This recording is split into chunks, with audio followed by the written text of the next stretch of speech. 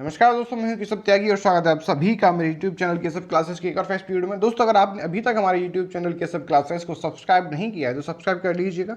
चलिए शुरू करते हैं। हमारा पहला प्रश्न, पादप रोगों का सबसे उत्तरदायी कारक कौन है? तो पादप रोगों का सबसे उत्तरदायी कारक है, हमारे ऑप्शन में जो करेक्ट ऑप्शन है वो है फफूंदी। फफूंदी पादप रोगों का सबसे उत्तरदायी कारक है। अगला प्रश्न है, पौधों को रोग प्रतिरोधी बनाया जाता है। ऑप्शन ए तापी क्रिया से, ऑप्शन बी हार्मोन क्रिया से, ऑप्शन सी जंगली किस्म से प्रजनन करा के, ऑप्शन डी कॉल्विशन क्रिया से। तो यहाँ जो करेक्ट ऑप्शन है वो है सी, जंगली किस्म से प्रजनन करा के पौधों को रोग प्रतिरोधी बनाया जाता है। अगला प्रश्न है, हरित बाली रोग किस फसल से संबंधित है? तो हरित बाली रोग बाजरा फसल से संबंधित है। नेक्स्ट प्रश्न है, टिक्का रोग किस फसल से संबंधित है? तो टिक्का रोग मूंगफली फसल से संबंधित है। मूंगफली की फसल में टिक्का रोग पाया जाता है, हो जाता है। होता क्या है कि मूंगफली की जो पत्तियां होती हैं उन पत्तियों पर धब्बे बन जाते हैं सर्कोस्पोरा के। अगला प्रश्न है, धान का प्रसिद्ध रोग खैर रोग किसके कारण होता है? यानी कि धान की जो फसल में जो खैर रोग होता है वो किसके कारण होता है? ऑप्शन ए फफूंदी के कारण, या ऑप्शन बी जीवाणु के कारण, या ऑप्शन सी विषाणु के कारण, या जस्ता की कमी के कारण। तो दोस्तों मैं बता देता हूं आपको कि जो धान में खैर रोग होता है वो जस्ता की कमी के कारण होता है। किसकी कमी के कारण होता है? जस्ता की कमी के कारण होता है। तो यहाँ जो करेक्ट ऑप्शन है वो है डी। लेकिन अब जस्ता की कमी से खैर रोग होता है तो उसमें होता क्या है, लक्षण क्या है उसके? तो उसमें होता क्या है कि पत्तियों पर हल्के पीले रंग के धब्बे बन जाते हैं जो बाद में कत्थई रंग के हो जाते हैं। और धान की फसल का जो पौधा होता है वो पौधा बौना रह जाता है। कैसा रह जाता है? बौना रह जाता है खैर रोग में। और पौधे की जड़ें भी कैसी हो जाती हैं? कत्थई रंग की हो जाती हैं। कैसी हो जाती हैं?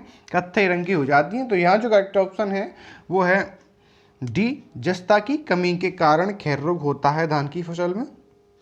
नेक्स्ट प्रश्न है, चाय में लाल रस्ट रोग किसके कारण होता है? तो चाय की जो फसल होती है उसमें लाल रस्ट रोग होता है, वो होता है हरे शैवाल की वजह से। किसकी वजह से होता है? हरे शैवाल की वजह से। तो करेक्ट ऑप्शन है यहाँ डी। अगला प्रश्न है, नींबू का कैंकर किससे होता है? नींबू का कैंकर किससे होता है? तो नींबू का जो कैंकर होता है वो जीवाणु से होता है। तो यहाँ करेक्ट ऑप्शन है बी, जीवाणु से नींबू का कैंकर होता है। जो जीवाणु है उस जीवाणु का नाम है जेंथोमोनास कॉम्पेस्ट्रिस पैथोवारसिस्ट्राई जीवाणु। एक बार फिर से सुन लें, हो सकता है नाम थोड़ा सा कॉम्प्लिकेटेड है, आसानी से याद नहीं होता। जो नींबू का में जो कैंकर नामक रोग होता है वो किस जीवाणु से होता है? तो उसका नाम है जेंथोमोनास कॉम्पेस्ट्रिस पैथोवारसिस्ट्राई नामक जीवाणु से नींबू में कैंकर रोग होता है। अगला प्रश्न है, फसलों पर आक्रमण करने की कीट की प्राय कौन सी अवस्था अधिक हानि पहुंचाती है? तो यहाँ जो करेक्ट ऑप्शन है वो है कैटरपिलर। क्या है? Caterpillar. Option C correct answer है।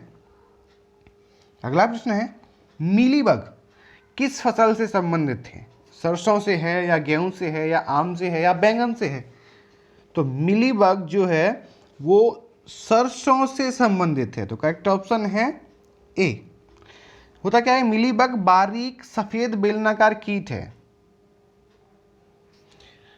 जो सरसों की टहनियों पर चिपक जाती है और पौधे का रस चूस लेती है। क्या करती है? पौधे का रस चूस लेती है। और इन कीटों की संख्या इतनी अधिक होती है कि यह 2 इंच तक लंबी डाली पर चारों ओर चिपक जाती है और डाली दिखाई भी नहीं देती। उसकी जो मूल रूप से डाली दिखाई नहीं देती और उसको चूस लेती है, जिससे पादप नष्ट हो जाता है। अगला प्रश्न है, पौधे का आर्द्रपतन रोग किसके कारण होता है? यहाँ ऑप्शन ए पिथियम डिवेरिएनम यहाँ करेक्ट ऑप्शन है। अगला प्रश्न है और अंतिम प्रश्न है इस वीडियो का, अग्नि नीरजा रोग किससे संबंधित है? तो यहाँ जो करेक्ट ऑप्शन है वो है सेब ए। अग्नि नीरजा रोग सेब व नाशपाती से अग्नि नीरजा रोग होता है और इसका जो जीवाणु है या कारक है वो है इरविनिया एमेलेवोरा जीवाणु से होता है अग्नि नीरजा रोग सेब और नाशपाती में। दोस्तों ये थे 11 इंपॉर्टेंट प्रश्न पादप रोग टॉपिक से। अगर आपने अभी तक भी चैनल को सब्सक्राइब नहीं किया है तो प्लीज़ आपसे रिक्वेस्ट है चैनल को सब्सक्राइब कर लें। जय हिंद, जय भारत, वंदे मातरम।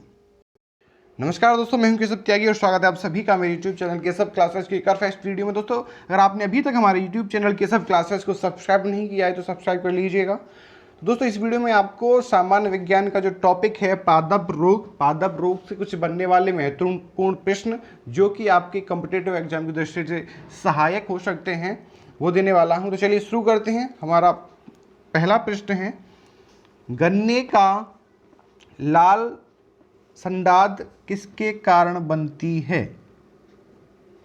यहाँ संडाद जो गलत लिखा हुआ है, गन्ने का लाल सड़न बोलते हैं उसे। गन्ने का लाल सड़न किसके कारण बनती है? तो यहाँ जो करेक्ट ऑप्शन है वो है कॉलेटोट्राइकम फैलकेटम, जो कि एक फफूंद होती है। उस फफूंद से गन्ने में लाल सड़न रोग होता है। यह लाल सड़न रोग गन्ने का सबसे भयंकर रोग होता है, जिसमें इसे हम जो लाल सड़न रोग है गन्ने में, इसे हम गन्ने का कैंसर भी कहते हैं। तो करेक्ट ऑप्शन है यहाँ ए कॉलेटोट्राइकम फैलकेटम, जो कि एक फफूंद से होता है। अगला प्रश्न है, मूंगफली में होने वाले टिक्का रोग के लिए उत्तरदायी कवक है? तो इसके लिए जो उत्तरदायी कवक है वो है सर्कोस्पोरा पर्सोनेटा, करेक्ट ऑप्शन ए। अगला प्रश्न है, निम्नलिखित में से किस कवक के कारण बाजरे के ग्रीन ईयर रोग होता है? तो वो होता है स्क्लेरोस्पोरा ग्रेमिकोला के से, जो कि एक कवक है। यह रोग में को हम डाउनी मिल्ड्यू रोग भी कहते हैं। यानी जो रोग है स्क्लेरोस्पोरा ग्रेमिकोला, इसका दूसरा नाम और है वो है डाउनी मिल्ड्यू रोग के नाम से भी जाना जाता है। अगला प्रश्न है, आलू में होने वाले उत्तरभावी अंगमारी रोग के लिए उत्तरदायी कवक है? तो इसके लिए जो उत्तरदायी कवक है वो फाइटोप्थेरा इन्फेस्टेंस, करेक्ट ऑप्शन है बी। यह रोग यानी कि ये जो फाइटोप्थेरा इन्फेस्टेंस है वह रोग आलू में फफूंद से होता है। अगला प्रश्न है, स्ट्रेस कैंकर है। तो जो स्ट्रेस कैंकर है वो नींबू का एक रोग है। क्या है? नींबू का एक रोग है जो अत्यधिक संक्रामक रोग होता है नींबू में। तो करेक्ट ऑप्शन है यहाँ सी। अगला प्रश्न है, निम्नलिखित में से कौन कवक जनित पादप रोग नहीं है? हमें यहाँ देखना है, प्रश्न को ध्यान से पढ़ें। यहाँ पूछा गया है कि कवक जनित पादप रोग नहीं है, तो वो तंबाकू का जो मोजैक रोग है वो कवक जनित नहीं है, क्योंकि इस रोग में जो तंबाकू का मोजैक रोग है उसमें वायरस के कण मौजूद होते हैं, तो यह कवक जनित रोग नहीं है। करेक्ट ऑप्शन है डी।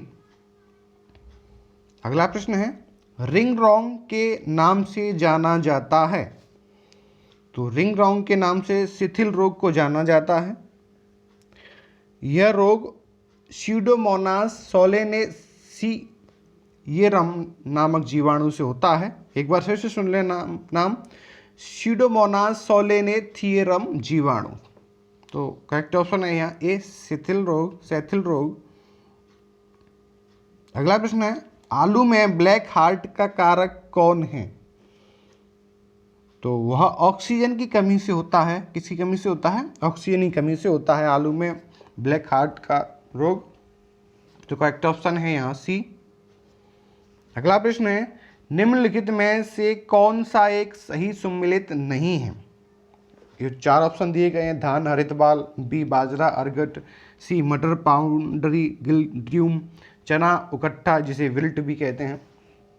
तो यहाँ जो सम्मिलित नहीं है यानी कि गलत है, सही सम्मिलित नहीं है, वो है आपका धान और हरित बाल।